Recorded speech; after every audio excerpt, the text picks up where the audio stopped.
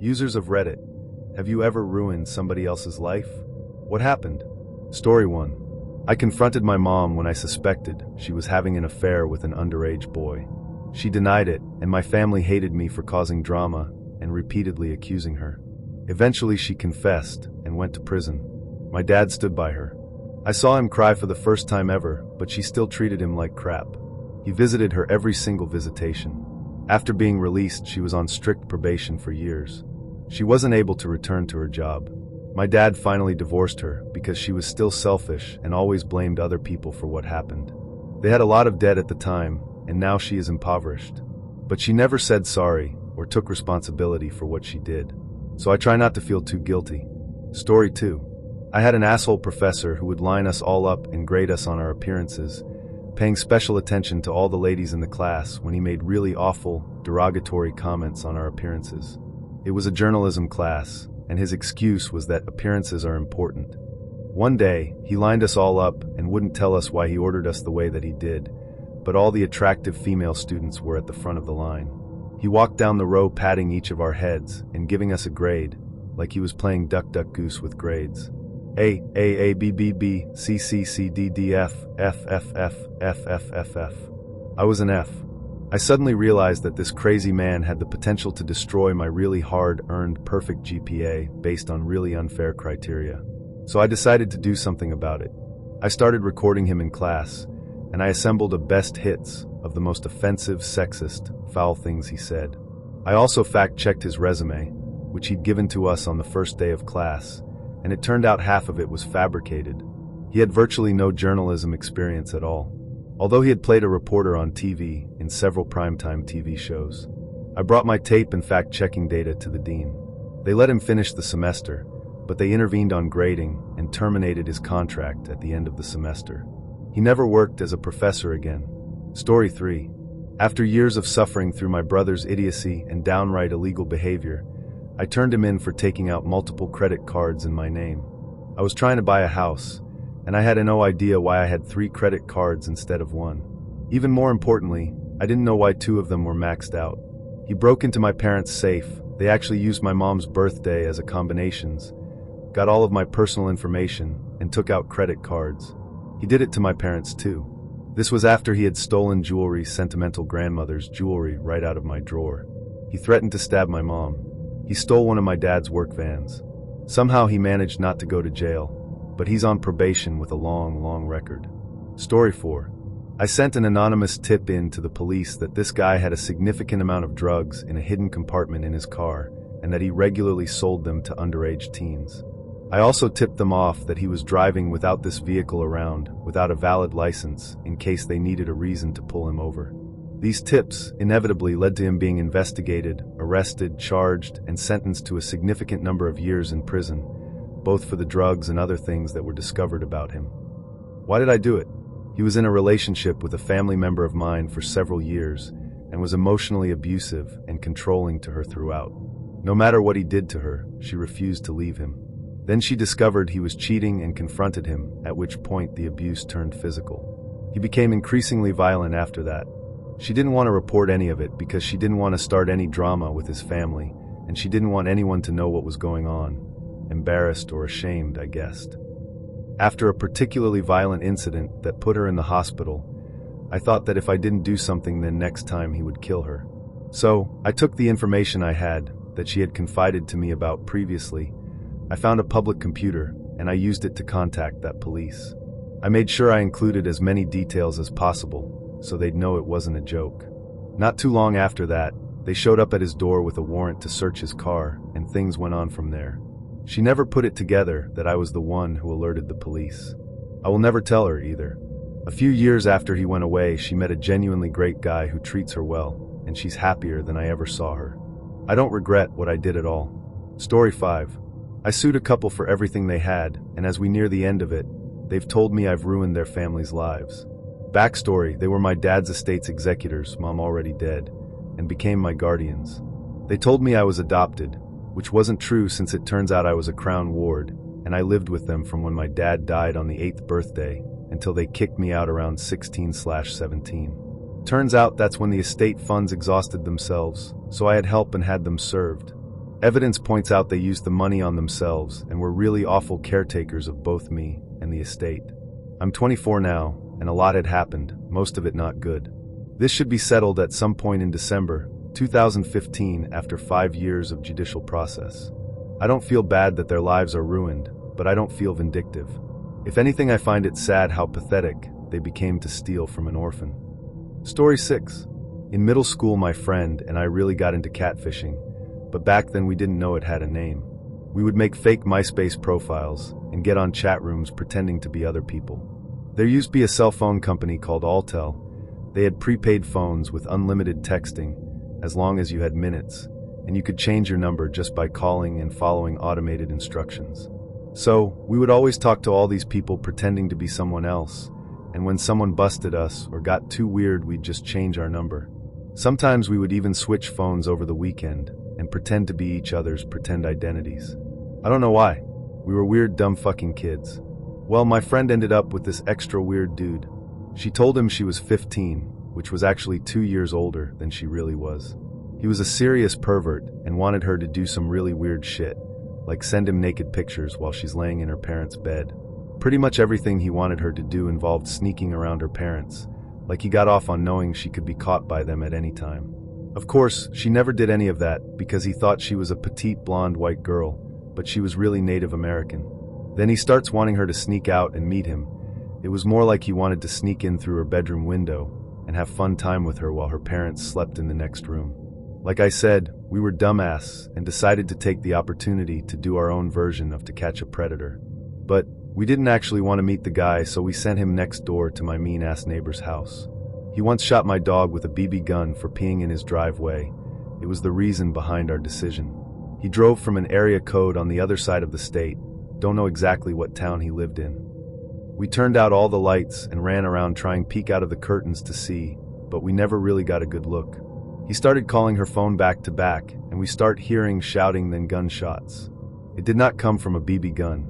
My parents woke up, and we watched the guy get taken away in an ambulance, and his truck was impounded. My parents were really freaked out. They thought our neighbor got robbed. I don't know what that guy told my neighbor or the police he was doing there. I never found out anything about it. But I'm going to guess he didn't tell them he was there trying to have sex with a 15-year-old. I'm not sure if it ruined his life, but I'm sure it messed it up quite a bit. This all happened over a decade ago. One thing I know for sure is I'm monitoring my children's online activities. Story 7. During my 3rd year of college, I became extremely close, like family close, with a bunch of my neighbors, guys and girls alike, in my apartment complex. We all hung out almost every night. We would have dinner together all the time, and take the bus downtown to the bars multiple nights a week. One night on the bus, we met a guy named Isaac who was really quiet, but friendly enough if engaged in conversation. We invited him to come with us, and had a blast drinking all night. It was pretty obvious that Isaac didn't have many friends. He was slightly awkward and new to town. We started inviting him to hang out with us, and had a good time with him for a few weeks, until he brought a friend to a party we were throwing. It was a party for a football game, and there were probably 30 to 40 people in attendance. I didn't see what actually happened, but Katie, girl hosting the party, kicked them out. Apparently Isaac and his friend were about to shoot heroin in the middle of the party, and everyone got really bugged out. Over the next few days, Isaac starts texting all of us to apologize for bringing heroin to the party, but everyone was ignoring him. I was the stoner of the group and smoked, and hooked Isaac up a few times without the rest of the group. I didn't know what to do. I smoked and drank like any other college student, but have lost more than a few friends to heroin and didn't want to be associated with it at all. Isaac realized that everyone was ignoring him and started hitting me up like crazy. I'm a pretty nice guy, and I think he figured if anyone out of the group would hang out with him, it'd be me. I felt torn but didn't respond. A few days later, I ran into Isaac downtown between classes, and he tried to make plans to hang out with me. At the time, I didn't have the heart to tell him I wasn't interested in being his friend anymore, so I just told him to hit me up sometime. He did, and again I ignored him. Fast forward 2 days. Isaac is dead. We never heard what the official cause of death was, but one of our group's girlfriend's cousin's boyfriend, or something or other, was an emergency responder, and said something about an end of life involving heroin and ice-cold bath water. Whatever happened, Isaac killed himself. He really wasn't a bad guy, and his attempt on his own life has deeply troubled me over the past 7 years. I have always wondered if I had just reached out to him and tried to help him with his addiction, or just be his friend, maybe he'd be alive. If you read this, thanks. I've only told a few people about this, and it feels good to put it all into drunken words. Story 8. I was the security manager at a club. We took up all drinks at 2 a.m., but were in no hurry to kick people out, so we just let the music play as the crowd dwindled, usually closing at 2:45-3. We wouldn't let any new people in though. So I'm at the door, it's 2:30 or so, and 2 guys want in. Keep telling them no. They go from annoying little brats that just aren't used to mommy telling them no, to yo, we're in the army dog, we'll fuck you up if you don't let us in. Keep telling them no. One of the bouncers walks up to me from inside and asks if he should start emptying trash cans. I turn to him to tell him yes, then turn back towards the guys to see a fist about 2 inches from my face. A nice sucker punch, and then they bail. That other bouncer, and I chase them for probably 3/4 of a mile. We're now away from the bar district in a somewhat residential area. They hop a metal fence into someone's backyard and hide under the person's car. We try to goad them into coming out and fighting, but they just sit there. So we call the cops. As soon as the cop car arrives, they try to run. Huge mistake. Cop ends up semi-running over one as he chases him down in his car, then cuffs him.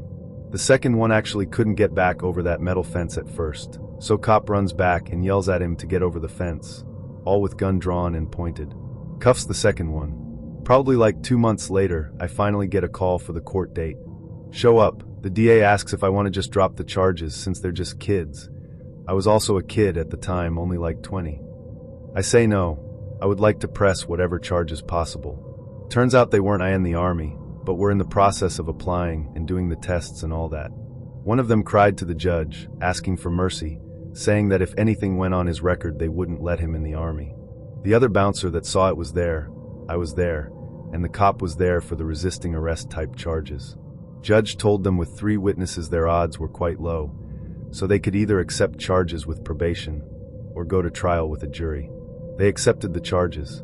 I assume that means they couldn't join the army, but don't know for sure. Story 9. He deserved it. Okay, so I'm kinda a pod person and play a long game. My ex never bothered to pay attention and thought he was always smarter than me. I was finishing school and became deeply depressed and thought that finishing school would make my depression go away. I was right, but he didn't see that. But before he broke up with me, he helped me move. He used the occasion to steal all paperwork for my dog. After we broke up, he decided that my dog was actually his and made my life hell because I wouldn't just give him my dog. He called the cops all the time saying I had robbed his place, that I stole his dog, that I did all these terrible things. The police, or someone posing as them, never figured that out, would call my boss at my new job. He told everyone we knew that I was some nut job threatening him. He sued me for my dog in Superior Court. Well, I assume so because he never specified that he wanted the dog back in the complaint. I answered in a way only an attorney could figure out how to resolve, so he never prosecuted the suit further. But he then broke into my apartment while I was at work and stole my dog. It was awful. He had secretly made a copy of my keys when he had helped me move, and I don't know if he had been in my place before that incident. I wasn't able to get a restraining order, and it took the police 9 months to assign a detective. I told the cops not to bother because he had given away my dog to his relative on the other side of the country by that point. So, through all this I kept my hands and thoughts to myself. I gathered up all paperwork I could get. I filed notices to the court in his suit against me with updates about the dog napping. Then I waited. I know that in the long run, everything evens out, and I would have my day. About 18 months after he stole my dog, I got all call from the security clearance people in the army. Asshat enlisted to a position requiring clearance. It was a job he had been wanting. Well, I said I'd be happy to tell the agency everything I knew. I gathered up my file, made notes, booked the nice conference room at my nice office, made a copy of the paperwork for the investigator, etc. It was a nearly 4-hour interview. I gave them everything. How he stole my dog, who his Adderall dealer was, how he hated different religious groups, you name it. Story 10. In college, one of my closest friends was this crazy dude that we'll call C. Sophomore year it was me, 2 other dudes, and C hanging out every day. Eventually me and the 2 other dudes joined the same fraternity. C wasn't given a bid because his grades didn't make the minimum requirement. So slowly over time we hung out with C less and less because he started to resent our fraternity for denying him a bid. He started hanging out with the wrong crowd that was into oxys and Xanax, and over time slowly became a junkie. We tried hanging out with him, but his behavior started to become more erratic, with him stealing from people and randomly picking fights with people during parties. We had this one huge fight where we banned him from the house. A couple months later we lifted the ban because we wanted to bury the hatchet. C came over that night and stayed at the party till everyone was basically passed out. Someone caught him stealing wallets out of passed out people's pockets, and he also had one of our brother's cell phones in his pocket. He got his ass kicked by one of our brothers and physically thrown out of the house. The next day I realized I was missing money and some medication from my room. I was so angry I looked up his dad's phone number and told him that his son was a junkie that steals from people to support his habit. The last I've heard of C was that his parents withdrew him from college and put him in inpatient rehab. Story 11. I thought this dude at work stole $40 from me, so I told the manager. It ended up he didn't take it. It was just my mom who borrowed before I left for work that day and didn't mention it to me. I apologized to the guy. But we work in a grocery store with lots of security cameras, and management kept a close eye on him for that short period of time. They realized he had been taking boxes of food home. Thing is, the guy is in his early 30s, has 4 kids, a wife who is out of work, and the job plus the food he was stealing from the store, which was all he had to support his family, was gone now. He actually got arrested at work and now has a criminal record on top of that. He had about 10 years seniority at the store and was probably hoping to use that to move up a little bit. All gone within a couple days. Story 12. I've shared this before on Reddit, a long time ago. I'll share it again because honestly, talking about it helps me try to process and understand it. It's no doubt the lowest thing I've ever done. It took years for me to accept that I'd done it and move past the guilt. I got married really young, at 17, and was divorced by 20. I moved back home a complete wreck and began drinking heavily and getting into drugs. Not an excuse, just a fact. I wasn't in a good place mentally or emotionally. I began working part-time for a married guy. Long story short, oldest story in the world, we began having an affair. A few months into it, he told me that he was going to convince his wife that they should have a polyamorous relationship with me. I thought there was no way it would ever happen, but I underestimated this guy's powers of persuasion because his wife went for it. 2 important things I didn't know at this point. She had some fairly serious mental health issues, and the 2 of them, and this shouldn't have come as a surprise, but I was young and dumb, had been on the rocks and near divorce for a while. So, it was basically the worst possible way to start a poly relationship. Dishonestly, and with huge unaddressed problems already existing. We carried on this 3-person relationship for about 6 months. Things deteriorated pretty rapidly because, of course, there was a shit ton of drama, too much to go into. All 3 of us had our problems and contributed to the major dysfunction. Finally, she kicked him out and filed for divorce. Then she called me, and I finally confessed that yes, he and I had a pre-existing relationship that we'd lied to her about. We basically manipulated her into a relationship under false pretenses and continued lying to her the entire time. They divorced, and he and I married. Of course it was a disaster. Of course we also wound up divorced. After we divorced, he died of a drug overdose. She and I actually wound up getting back in touch a couple of years later. I wouldn't say we became friends by any means, but we got to a place where we were mostly okay. But her life never really recovered from that ordeal. She struggled with depression, her son went to live with his father, and she apparently had some problem with her eyes that led to a visual impairment that meant she could no longer practice her profession. About a year after we corresponded for the last time, I came across her obituary. No explanation of how she died, just that she died in her home. I have no way to know for sure, but I've always suspected suicide. I don't know that it's accurate to say I ruined her life, but I dealt her a major blow. And her mental health issues, which I don't think she ever got adequate treatment for, I think did the rest. I'm not in any way, shape, or form proud of what I did, nor do I think she remotely deserved it. But after many years of reflection and therapy, I was able to acknowledge that I didn't have to accept blame for the entire thing.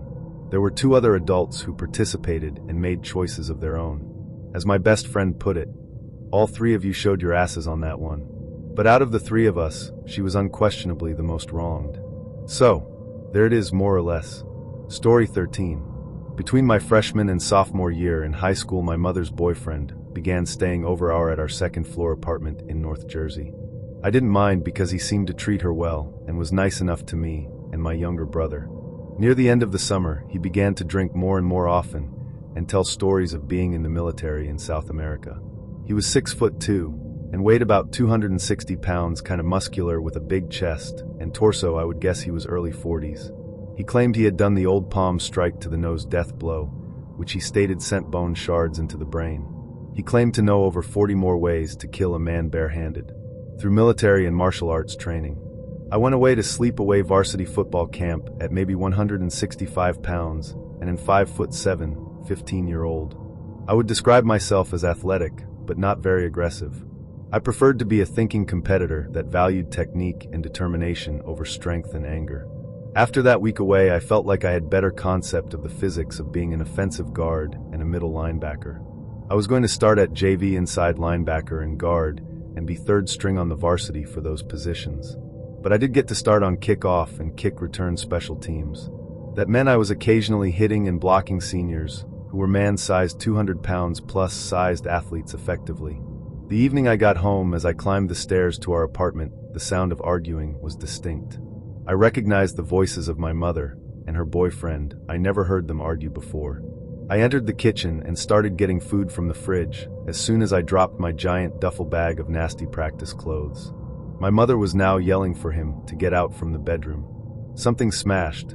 I rushed in to see that my mother had thrown a lamp at him, and he was still coming towards her. I get between them and tell him that he has to go. He ignores me and tells my mom to calm down and starts trying to walk through me.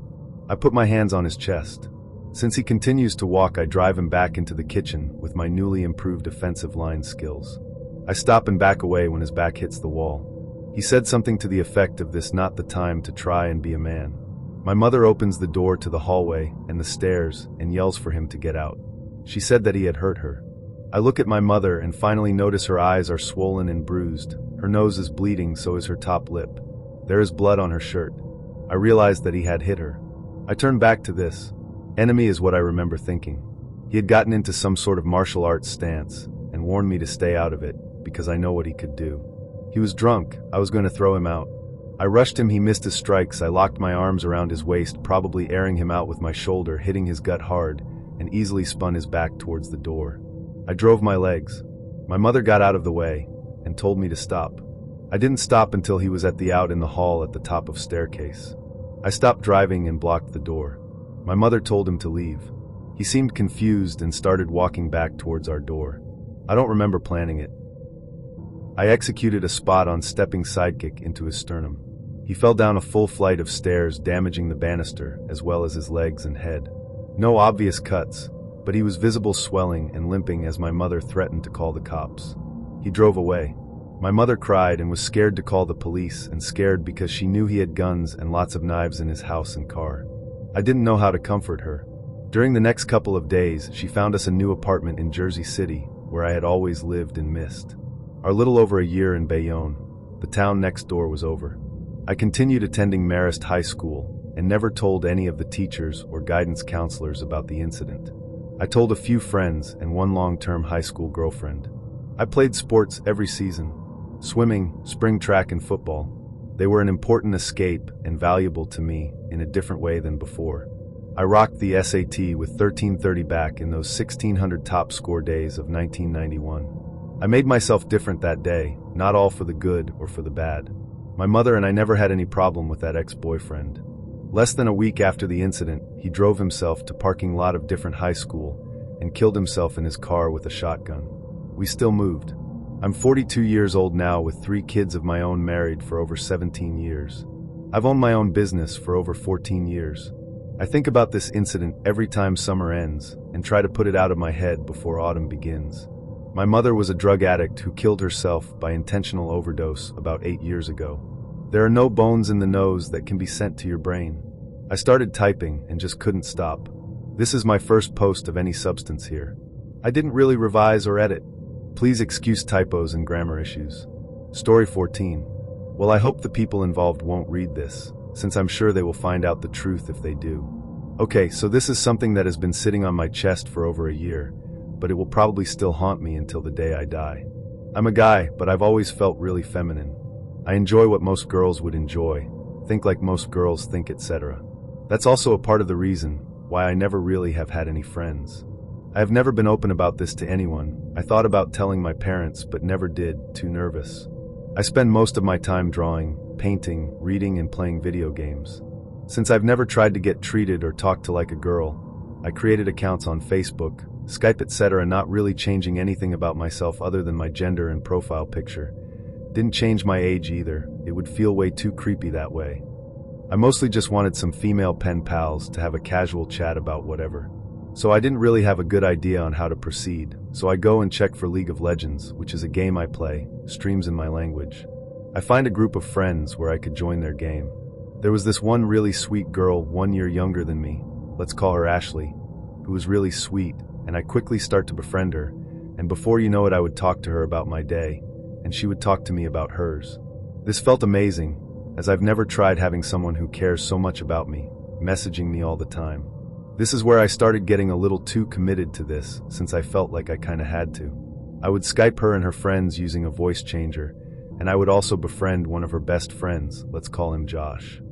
Josh was also really kind, but could sometimes be an ass in like a nice way. I also start talking to some other really nice guy I met in just a LOL game, I think. Let's call him William. So anyways, I would always be nervous that they would find out I'm not really a girl.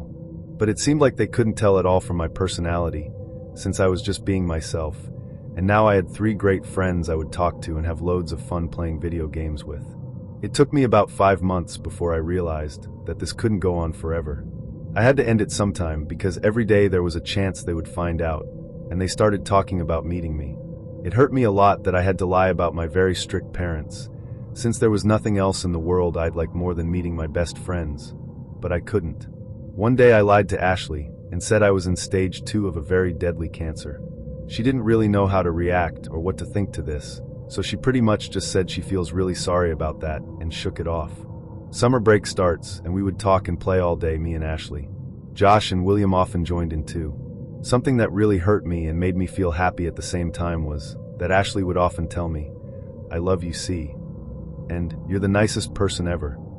I felt happy because someone was actually saying that seriously to me. It hurt my soul because, I'm the biggest liar of them all. A little side thing was that William, who was 4 to 5 years older than me, would help me with everything he could and send me heats all the time. I was nervous that he had a crush on me, so I asked one of his female friends we sometimes would play with, and she told me he does that to everyone he is really good friends with and likes talking to. It's hard to fit all the happy moments we had in here, since they feel like they were endless. One day Josh says he's coming to the country where I live in a month. He and William are from a different country. I knew I had to end it soon, since I probably couldn't talk myself out of this one without being really fishy. A week after I decide it's time, I send Ashley a message, "I love you." Don't worry, I didn't have that kind of feelings for her, and I signed off. I would set all the places we would chat to appear offline and not write a single thing to them. 5 of the most painful days went by as they asked where I was, if I was okay, and general messages I wouldn't reply to. After these 5 days, I would send Ashley a Facebook message saying I was in the hospital as my cancer was making me very weak and I passed away, and to tell my friends, etc. Obviously said it's my brother sending it. Extreme pain and loneliness hit me as I would never talk to my 3 best friends again, leaving them in sorrow. Never making contact to the people I love only for the sake of them finding out who I really am. It still haunts me to this day, as it will always be a piece of who I am. I learned a lot from it. A part of me tries to deny this ever happened, but I think I just needed to get it out there, to realize I'm a filthy liar and hopefully forget about this as much as I can.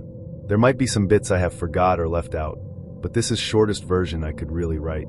After all this, I have become more satisfied with my gender, knowing I have at least felt a little bit of my dream come true.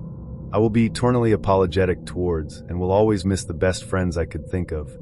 I feel so awful for doing this to them. I won't be surprised if this left a really big impact on their lives, especially with Ashley, since we were very close. Story 15. So back in high school shortly after prom, my girlfriend and I wanted to go pick up our prom pictures. For whatever reason that day my mom didn't want me to go just yet. I remember sitting around the house thinking, why the fuck can't I just go get this shit? I'll be back in less than an hour. Around 2 that afternoon she finally was cool with me going. But my vehicle, 1989 Ford Bronco XLT on 33-inch Super Swamper tires, that's important later, had tags that expired that month but weren't expired yet. So my mom insisted I drive her minivan. I pleaded to just take mine, but she said I could either take hers and go, or not go at all. So I leave, go pick up my girlfriend a few miles away. We're driving to go get them, and she insists we stop to get something to eat. She decided she wanted to eat at Hooters. So we go there for wings. We leave and are back out on the road driving. I was doing 47 miles per hour, and I remember that vividly.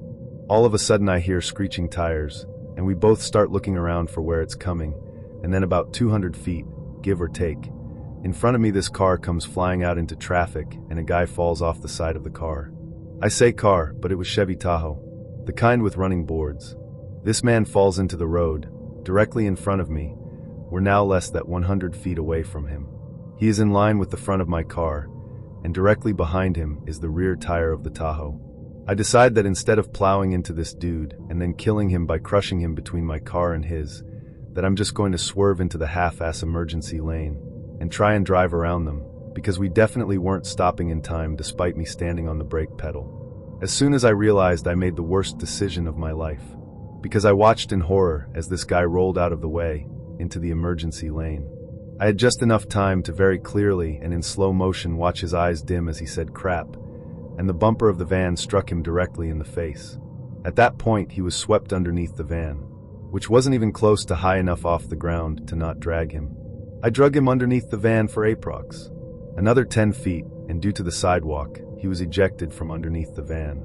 Time literally stood still for what seemed like an hour as my girlfriend and I just looked at each other, trying to put together exactly what happened. I got out of the car and immediately called 911. I was walking back towards where he was laying on the ground, covered in blood, with multiple contusions to his face, head, torso, arms, and legs. Several bones protruding from his skin. Motionless. The woman driving the car gets out and starts screaming, "You've killed my husband, you motherfucking piece of crap." I'm explaining to the operator on the phone what happened, and then I look up and see a girl I know very well come running through the parking lot the Tango drove out of screaming, "Daddy."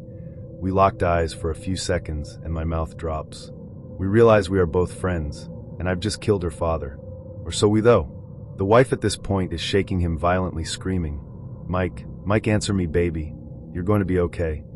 I start pleading with the woman to please stop shaking him because I'm certain he has a spinal injury, and that could kill him if he isn't already dead. To put it in perspective, one of his arms was twisted completely the wrong way, on the wrong side of his body, underneath him. His lower body was also underneath him, and the top of his feet were touching the ground, behind and above his head. The police and EMTs get there, and after speaking to everyone, arrest me. I'm freaking the F out because I don't think I've done anything wrong. Turns out the husband and wife were getting a divorce, and they had just had an altercation a few days prior where she stabbed him in the leg with a kitchen knife and told him if he ever came around her or their daughter she would, and I quote, run him over and make sure he died. So the cops assumed I was some quasi-hired hitman that was going to run this poor guy over. They later realized that I had no connection to the parents, and I was released about 30 minutes later. How it all happened was, he showed up at their daughter's work, this animal hospital, and the wife had brought the daughter to work. She goes inside, and he confronts the wife who is still in the car. They start arguing, and she starts to roll the window up, and he jumps on the running boards of the Tahoe, and holds the window down so she can't roll it up. She guns it and starts driving. The parking lot had a ramp type thing that connected the road to the parking lot, but it was a very sharp angle. So when she got the main road, it flung him from the side of the car, and she slammed on her brakes because she was driving out into a 3-lane highway. Mike is now paralyzed from the neck down, can't speak, has a colostomy bag, all because I didn't drive my car. If I had driven my truck, he would have rolled, and my bumper would still have been easily 3 feet above his head. It would have been a close call, but he would be fine. Part of the reason he can't speak is because when I hit him and he was being dragged under the car, it drug his head up against the sidewalk, like the corner, and it cut a huge notch into his head and brain. I understand from other people he is missing a very large portion of his brain, which leaves him unable to speak, and he has the understanding of like a 3-year-old. This was over 10 years ago, and I still remember it like it was yesterday. I still have trouble driving on that road when I go home to visit my family. And the aftermath of that accident I could have never prepared for. I couldn't drive for almost a year. I was just too scared. Even once I started driving again, everything scared the crap out of me. Car next to me slowing down. Better slam on your brakes to be sure. Light changes to green. Why don't you sit there frozen looking both ways for 10 seconds with everyone honking at you? The news. Jesus Christ, the news was the worst part. By the time I finally made it home at around 7 p.m., there were reporters everywhere, all over my street, parked in front of the house, begging to talk to me. They called all day, every day for weeks. It was so horrible. I felt so bad. My girlfriend and I broke up shortly after, and we never ended up picking up the prom pictures. Everything surrounding that day were just destroyed by the fact that my mom didn't let me leave hours before when I wanted to, and that she wouldn't let me take my car. That was probably the worst part for my mother. She blamed herself for years and years. Thankfully, we are all beyond it, and I actually saw their family a few years back in Walmart. I immediately recognized them, and tried to turn and make a mad dash down an aisle at Walmart, but didn't do it fast enough. Their son came over and started yelling at me. We are now mid-20s. About how I almost killed his dad, and I'm a worthless fuck of a human being, and he hopes I die and burn in hell for what I've done and how I've ruined their family, and any hope they ever had of having a normal life. He stormed off, and the wife started pushing the husband away in his wheelchair. Their daughter looked at me and said, "I'm very sorry about him. They won't ever, but I forgive you, and you didn't do anything wrong. It was all just a horrible accident. I hope you've been well." I said I had and thanked her and walked away.